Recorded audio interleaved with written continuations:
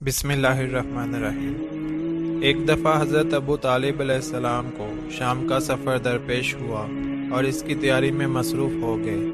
آپ نے بھی ساتھ چلنے کا اشتیاق ظاہر کیا۔ حضرت ابو طالب آپ کی تمنا کو مسترد نہیں کر سکتے تھے، کیونکہ دل میں آپ کی محبت اپنے حقیقی فرزندوں سے بھی کہیں بڑھ کر تھی۔ لہٰذا فوراً فرمایا، خدا کی قسم، میں تم کو اپنے ساتھ ضرور لے جاؤں گا، کیونکہ میں تم سے جدائی برداشت نہیں کر سکتا اور نہ تم میرے بغیر رہ سکتے ہو۔ اور پھر ابو طالب اپنے بھتیجے کے ساتھ سفر پر روانہ ہو گئے۔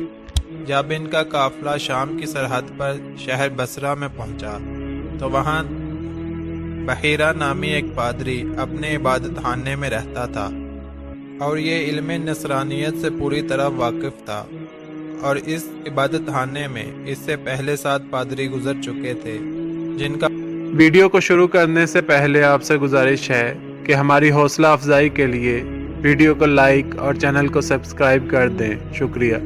پورا علم یہ لیے ہوئے تھا۔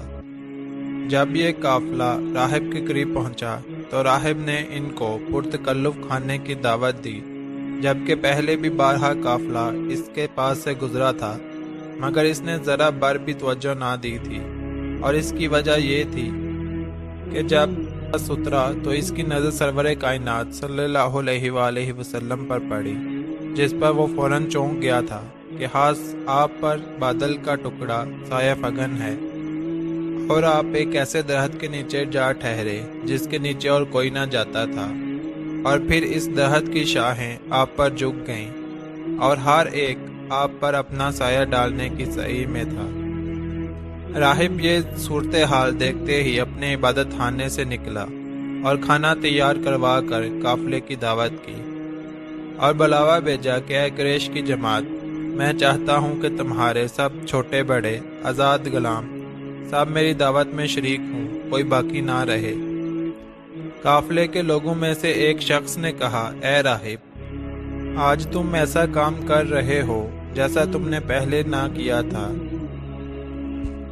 راہب نے کہا، تم نے سچ کہا، میری ایسی ہی عادت ہے، مگر تم لوگوں کے متعلق آج میرا جی چاہا کہ تمہاری دعوت کر دوں، لہذا سب نے قبول کیا، مگر حضور سرور عالم صلی اللہ علیہ وآلہ وسلم کم عمری کی وجہ سے قافلے کے سامان کے ساتھ باہر ٹھہرے رہے، اور بقیہ تمام لوگ اندر جا کر دعوت میں شریک ہوئے۔ راہب نے سب لوگوں کو یکے بعد دیگرے خوب ٹٹولا، مگر حضور کو نہ پایا، تو گویا ہوا، اے قریش، میں نے پہلے ہی کہا تھا کہ تم میں سے کوئی چھوٹا یا بڑا پیچھے نہ رہے۔ قریش نے کہا، ہم تمہاری منشا کے موافق سب موجود ہیں، صرف ایک بچہ ہے جو نوعمری کی وجہ سے کارواں کے پاس ٹھہرا ہوا ہے۔ راہب نے کہا، یہ تم نے غلطی کی، اس کو بھی بلاؤ تاکہ میں شریکت عام کروں۔ پس قریش میں سے ایک شخص کھڑا ہوا اور کہا کہ بہت برا ہے کہ عبداللہ کا فرزند ہمارے ساتھ شریک نہ ہو، لہٰذا وہ جا کر حضور صلی اللہ علیہ وآلہ وسلم کو ساتھ لے آیا۔ پھر اس راہب نے حضور صلی اللہ علیہ وآلہ وسلم کو بار بار دیکھا، اور آپ کے جسم کے بعض حصوں کو بطور دیکھا، اور اپنے ذہن میں اپنے پاس موجود نبی آخر زمان کی علامتوں کے ساتھ مطابقت کرتا جاتا، حتیٰ کہ لوگ جب کھانے سے فارغ ہو گئے اور جانے لگے تو اس راہب نے حضور صلی اللہ علیہ وآلہ وسلم سے کہا، اے لڑکے، میں لات اور عزا کے واسطے تم سے یہ دریافت کرتا ہوں، اور ان بتوں کا واسطہ اس لیے دیا کہ عرب انہی کے نام پر قسم اٹھاتے ہیں، لیکن حضور صلی اللہ علیہ وآلہ وسلم نے فرمایا، مجھے لات اور عزی کا واسطہ مت دو، کیونکہ یہ میرے لیے دشمنی میں سب سے آگے ہیں۔ پھر راہب نے کہا، اچھا، میں آپ کو خدا کا واسطہ دیتا ہوں کہ تم میرے سوالات کا جواب دیتے رہو۔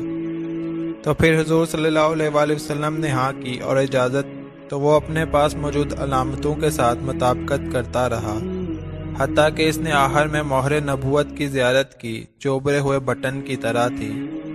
جب اس راہب نے آپ کی طرف سے پوری تسلی کر لی تو آپ کے چچا کی طرف متوجہ ہوا اور کہا، اے ابو طالب، یہ آپ کے کیا لگتے ہیں؟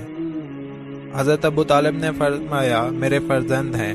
راہب چونک پڑا، یہ تو نہیں ہو سکتا۔ پھر ابو طالب علیہ السلام نے فرمایا یہ میرے بھتیجے ہیں۔ پوچھا ان کے والد کا کیا ہوا؟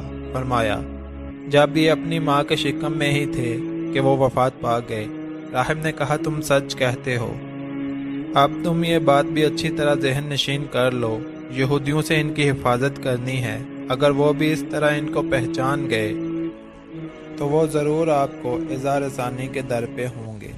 چنانچہ جلد ہی پھر ابو طالب علیہ السلام نے آپ کی واپسی کا سامان کیا اور آپ صلی اللہ علیہ وآلہ وسلم تیزی سے بچپن کی منازل کا عبور کرتے ہوئے افوان شباب کی طرف جا رہے تھے، اور اللہ عز و جل راہ کے دشمنوں کے کانٹوں سے آپ کی حفاظت فرماتے رہے اور راستے کی جہالت کی ہر ناپاکی سے آپ کو پاکیزہ مطہر رکھا، حتیٰ کہ آپ بالغ ہوئے تو نہایت بلند پایا اخلاق کے لباس میں زیب تن تھے، نہایت بامروت صاحب اخلاق، رحیم و کریم، راست گو اور صاحب ایمانت اور بڑے زبردست تحمل مزاج اور بردبار تھے۔